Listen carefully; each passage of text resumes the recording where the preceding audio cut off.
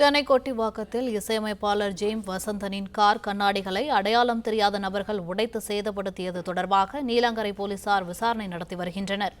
இதுகுறித்த கூடுதல் விவரங்களை எமது செய்தியாளர் ரகுபதி வழங்க கேட்கலாம். வணக்கம் ரகுபதி, விவரங்கள் என்ன?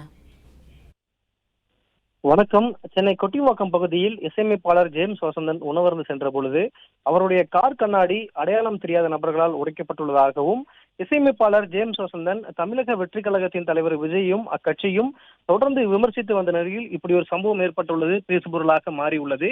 கார் கண்ணாடி உடைத்த அந்த வீடியோவை தன்னுடைய முகநூல் பக்கத்தில் வெளியிட்டுள்ள இசையமைப்பாளர் ஜேம்ஸ் வசந்தன் வீடியோ பதிவிற்கு கீழ் இது தருதலைகளின் வேலையா அல்லது தற்குறிகளின் வேலையா என்று தெரியவில்லை எனவும், இன்று மதியம் நான் உணவருந்து சென்ற பொழுது இந்த சம்பவம் நடைபெற்றுள்ளதாக அந்த முகநூல் பக்கத்தில் இருக்க வெளியிட்டிருக்கக்கூடிய வீடியோவின் கீழ் இதை பதிவிட்டிருக்கிறார்.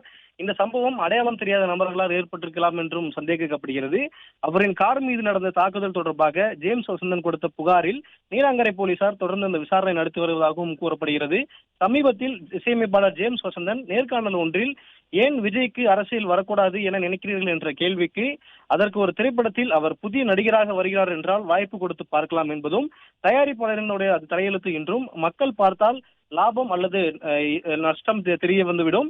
ஆனால் தேர்தலில் வாய்ப்பு கொடுக்கும் பொழுது முன்னேறி இருக்கக்கூடிய தமிழ்நாட்டின் வளர்ச்சிக்கு அடுத்த 5 ஆண்டுகளில் தடை ஏற்பட்டால் அதற்கு யார் பொறுப்பு என்று தொடர்ந்து அந்த நேர்காணலில் விஜயை தொடர்ந்து விமர்சித்த அந்த சம்பவத்தால் இப்படி ஒரு சம்பவம் நடைபெற்றிருப்பது பேசு பொருளாக ஏற்பட்டிருக்கக்கூடியது.